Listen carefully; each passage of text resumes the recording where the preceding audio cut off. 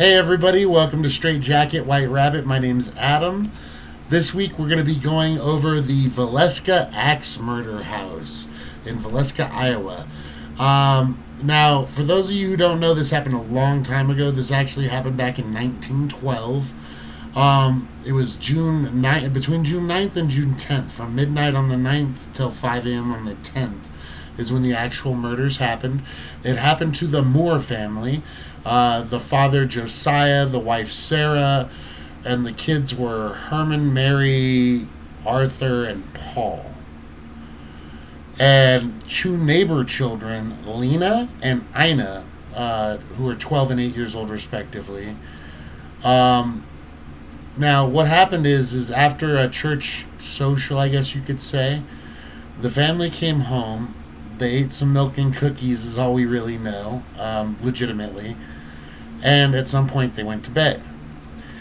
Some point before the next morning, these people were horribly massacred by some individual with an axe. And the way it was done was just, it was brutal.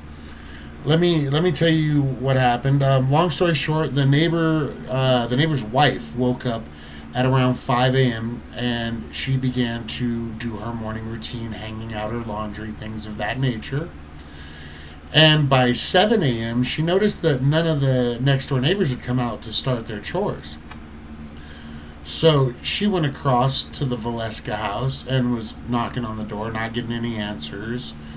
More people were getting concerned. I think it was another neighbor that showed up and couldn't get any response, so he used his spare key that he had to their house to open the door, go inside. And when he came back out, he was just sick as a dog. He was telling her to get the sheriff. And long story short, what had happened is they determined that the parents were killed first, Josiah and his wife Sarah. What this killer did is he went into their room while these people slept, and with an axe that was usually left outside, they believe it was the Moore's family axe, he used the blunt side of the axe to bash both Josiah and his wife Sarah's heads in. I mean, beyond angry. I mean, there were so many swings that they were completely unidentifiable anywhere in their face or heads. Also, the killer was swinging so high and so hard with the axe that he was actually leaving cut marks in the ceiling from swinging the axe back and then slamming the blunt end of this axe down on the freaking heads of these two adults who slept. Just like the adults, the children got the same thing. It's hard to even think about that, but this killer then went into the children's rooms. Keep in mind, okay, there's 6 kids now. They have 4 kids of their own, and they have 2 from the neighbors spending the night. And all 6 kids were beaten to death by the blunt side of an axe to their heads, to where they were unrecognizable. None of them had any indications that they had stirred or woken up. It was just like they were laying there when they got first struck and beat to death. All with the exception of one, which is the Lena Stillinger. She was a 12-year-old neighbor girl who was spending the night at their house. And she was found not in the same sleeping position as the person next to her sister. Her arm appeared to have a defensive wound on it. She just seemed like she had more of an interaction with whoever this was. I mean, how terrifying is that? You're 12 years old, and you wake up in the middle of the night with some guy swinging an axe at you and killed everyone else in the room. And I mean, that's horrific. But so the sheriff gets there, and it's a complete shit show. There were literally documents that said that there were over 100 people who had gone in to this crime scene and walked around. Believe it or not, somebody actually took a piece of Josiah Moore's skull as a souvenir. How sick. But took a piece of this man's skull as a souvenir. That's how many people went through this crime scene. So they're trying. The cops are trying to keep everyone back. They get everyone out of the crime scene. They do their investigation. They're not finding much in the way of evidence. They tried to use dogs to track down any scents that there were, but because of, the pure contamination of this scene was horrendous. The dogs had one promising track. They didn't even know if it belonged to the killer or not, but that dropped off over at the nearby river. And so they couldn't continue tracking him by dogs. Now, keep in mind, fingerprinting is a fairly newish thing at this point. So not everyone can just be doing fingerprints. So they had to call in a fingerprint specialist to come into the town of Villisca and come check out this scene. Okay, cool. We have someone trying to collect some evidence for these poor people that got killed. But then it just, once again, something's messed up. The guy who's the doctor, I think he was, who was in charge of the fingerprints and stuff like that, science, he shows up on this train he's supposed to be on, 3 sheets to the wind lit. Just drunk as a skunk, non-functional. He doesn't even get to the house until late the following day. And when he does, he can't find any fingerprints. The fingerprints that he does find are people who were related to the police or things of that nature, so they were all ruled out. And the only thing he really was able to tell anybody was from the way the bodies were and the way the wounds were, that he believed that the killer was left-handed. And there were just some weird things going on this crime scene. After this man killed this family, he made a meal that he put out on the table that he didn't eat. He left the axe in the children's room laying up against the wall. That's the murder weapon. Who leaves the murder weapon just sitting there? Next to the axe, there's a 2-pound slab of bacon leaning up against the wall. In another room, I think it might have been the living room, another 2-pound slab of bacon. Weird crime scene. Then this man went around, he might have done it even before he committed the murders, who knows, and covered up all of the windows. All of the mirrors in the house were covered. And after the victims were dead, we know that he covered up all the women by pulling their dresses or sleep shirts over their heads. And with the man, he used his shirt. So he was covering up the heads even though he had beaten them so bad they were unrecognizable. There was a lot of... this was an atrocity. You have to remember, this story bumped the tail end of the Titanic news off a lot of regional newspapers. The Titanic had only happened a while previous, and it was still hitting all the front pages. This story actually knocked that story off all the front pages. It was that big of a deal. And, they had some suspects. They had Andrew Sawyer, who was... He was just kind of a weird man altogether. He even slept with an axe. But he had an alibi that checked out, so they didn't bring him in.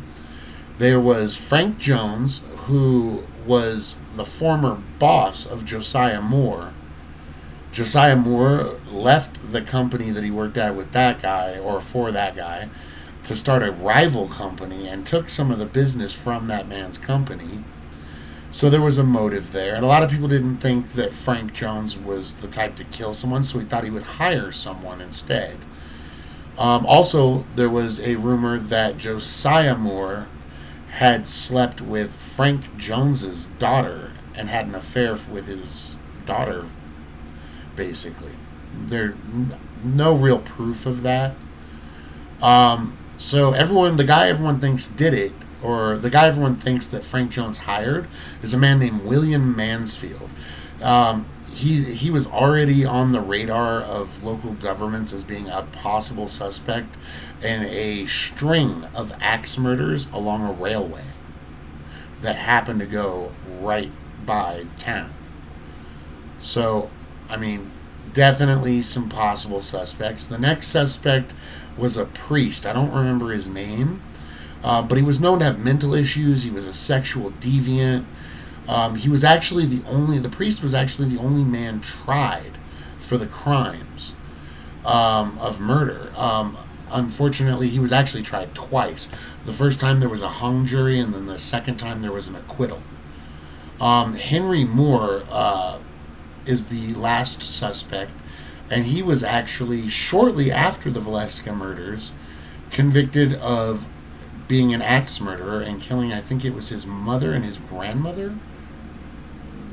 But yeah, I mean, it's a horrible, horrible history, right? That's, I mean, if there was ever something that would create a haunting, a legitimate haunting, I would honestly believe it would be something of that nature. I mean, that's got a lot of intense rage and fear, and even if they didn't see it coming, I mean, who's to say they even know they were dead when they happened? I mean, now that I've given you guys some background,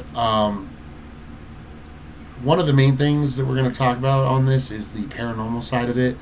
This place has literally had reported hauntings in this house since the incident happened. Everyone who has lived in it since this incident has happened has gone on some kind of record that this house is haunted and it has something living in it.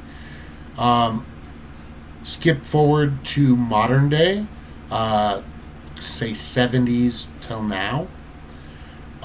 There have been reports of people hearing children, people being pushed, people being touched, grabbed, hair being pulled, scratches, footsteps. You can hear footsteps all throughout the house. One particular set of really heavy footsteps is supposed to be heard on the stairway to this house. All the bedrooms were upstairs, so that killer had to have gone up those steps at some point. Might be residual energy, might be an intelligent haunting.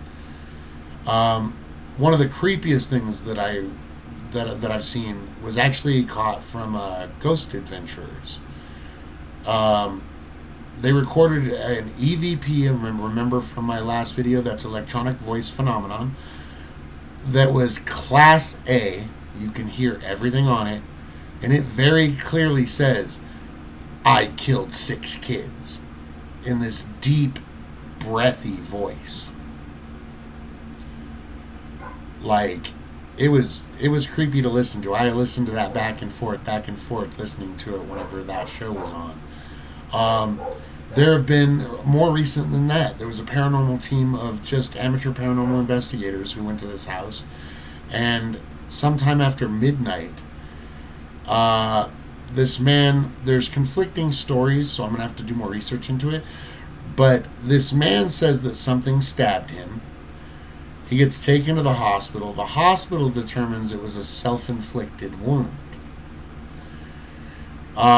Now, there is some people saying that he has spoken out and said that if he did it, he doesn't remember doing it, and that's possible. I mean, possession's a bitch. I hate to say it. But that's scary, man. If this killer's soul, entity, whatever you want to call it, is still in this house, I mean, that's got to be some massively negative energy, and probably full of a lot of rage from the way those kills were done. I mean, anyone who can sit there and bash anybody's head in with the blunt end of an axe. I mean, first of all, it's an axe. That's unnecessary as heck. I mean, it's an axe, dude. You turn it around, use the sharp end once. No, this guy repetitively just beat the tar out of these people, and to the point where they were completely unrecognizable in the freaking head. I mean, just puddles of blood everywhere. It was ridiculous. So this has got to be an intense haunting. indeed the killer is the one there. And people often ask, well, why would killers be at a place where they didn't die? I can't really tell you guys the answer to that because I don't know. But we in the paranormal field do know for a fact that just because you died somewhere does not mean that's where your ghost shows up. I mean, for instance, there have been paranormal people who have done audio sessions with dead relatives of their own and gotten intelligent EVP responses when their grandma or aunt or whoever it was that died in a whole nother state. These ghosts could follow you around. Maybe they can move. We don't know how that works. But if his spirit's there, I mean, that's got to be some really just crazy energy in that house. And like I said, I mean, there's been EVPs of children laughing, odd conversations, like almost sound like some male mumbling. I heard that one too. I've seen a lot of documentaries on it. I've seen a lot of the amateur paranormal investigations there. I would love to do a paranormal investigation there.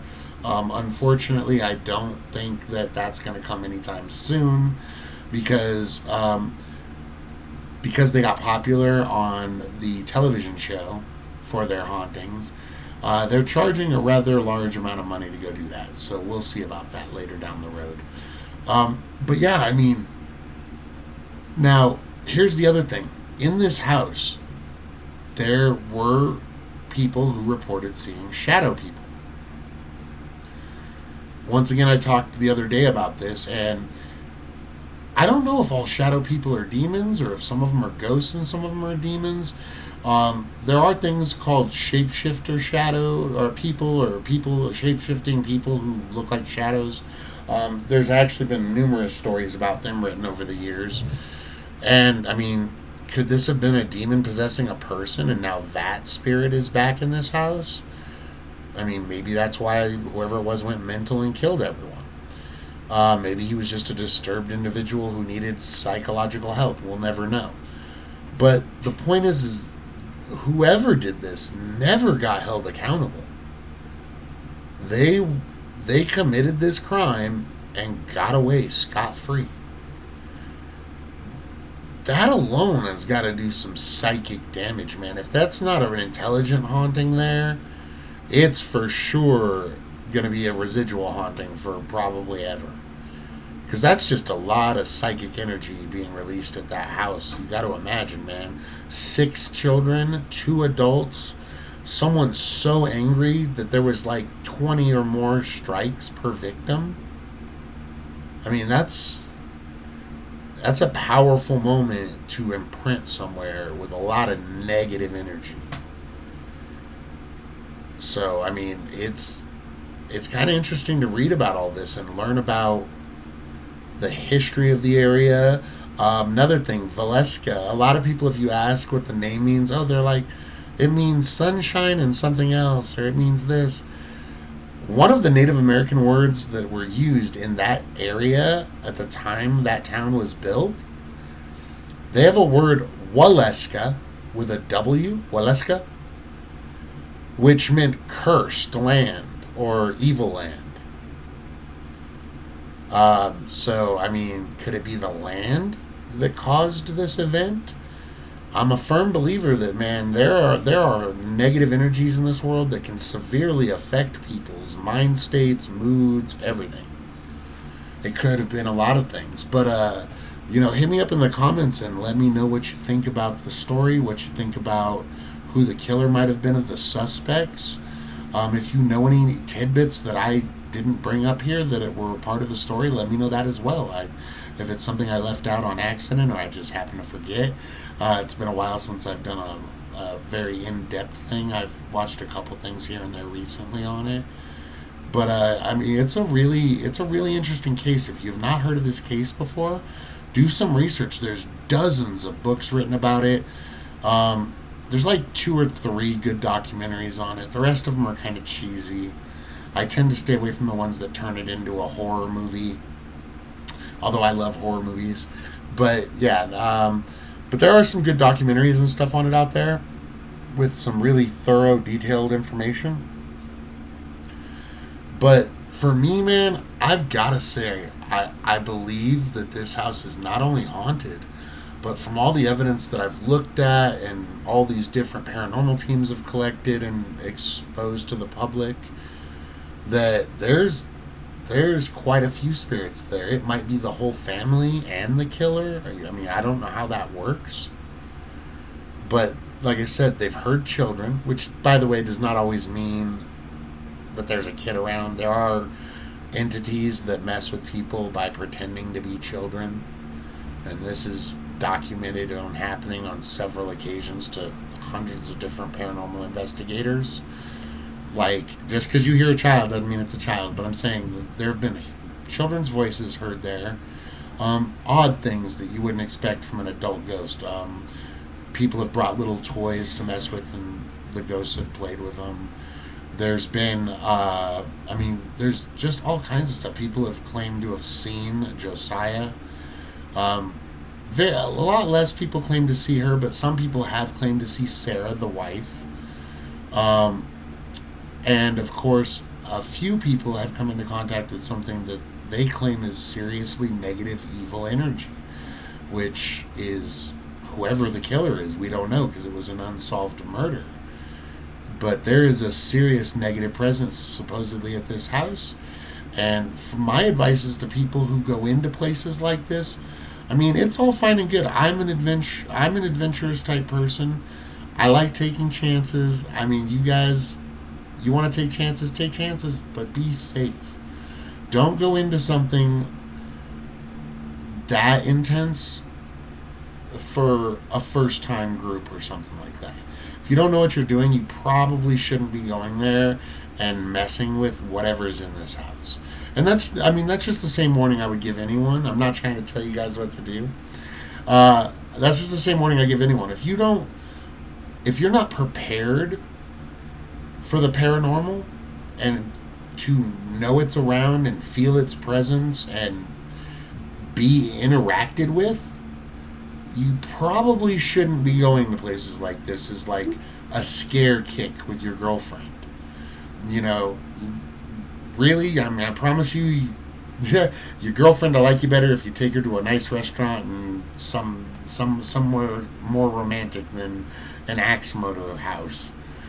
But it's the same message. Like I said, I would give anyone. I would very much, warn all of you against using Ouija boards if you're not prepared for the consequences, or in general trying to contact spirits even out loud, because you don't know what might answer, and if you're not prepared for it, or at least willing to accept the repercussions, you very well could end up regretting it.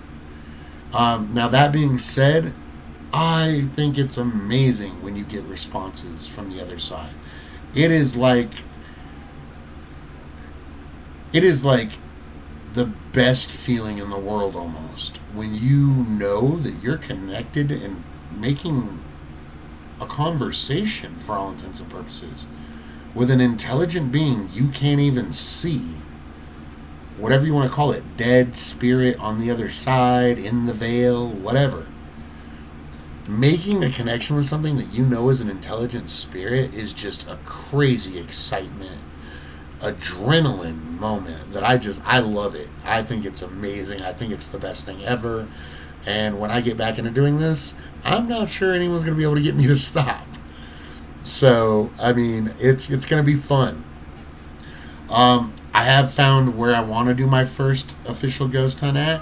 I'm waiting to see some things. I'm actually making some phone calls about legal permissions and things of that nature.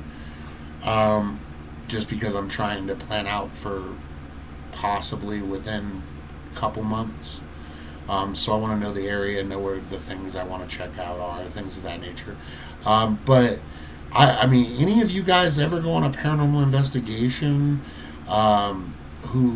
or gone in somewhere that's even haunted? To be honest, you'll know if you're sensitive or not, and I mean naturally sensitive, not like the people who've been tuning it out their whole lives. If you're really naturally sensitive, the type who can't really shut it off, you'll know almost instantly, because you'll feel things around you in odd moments. Just like many of you in here, if you haven't ever seen a ghost or experienced a ghost or felt a ghost near you, um, picture this. Have you ever had somebody staring at you from across a room? And even though you weren't looking in their direction, you could feel them looking at you. It's kind of like that. I mean, that's the best way I believe to describe it to someone who hasn't felt this feeling before. Like being in a room and having someone just over here staring at you. And even though I'm not looking at that person, I know that person's looking at me. That's the same feeling I get in a lot of haunted locations. And not all the time. I mean, there will be specific instances. And like I said, those of you who felt it before, you'll know.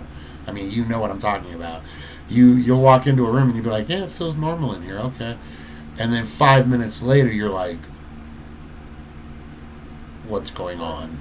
Something changed. Like the air, the I mean, it's almost like somebody pumped static electricity into a room. And I just, like I said, man, I love the feeling. And I like any of you who are interested in this stuff. Maybe in the future episodes, I can pick out a winner or something like that. We'll do a contest or something. Maybe one of you guys can even join me on a hunt in a nearby area, depending on where you live, of course, and depending on what I can find near you. That's all future stuff, though. But I love that I can talk to you guys about this now because I'm getting really back into this and I'm getting super excited about my first time back out in the field. That is ghost hunting. This is all new to me. Like, I love you guys for watching my channel. And I think it's absolutely amazing that I've managed to get as many subscriptions and likes that I have. You guys make me feel totally awesome here.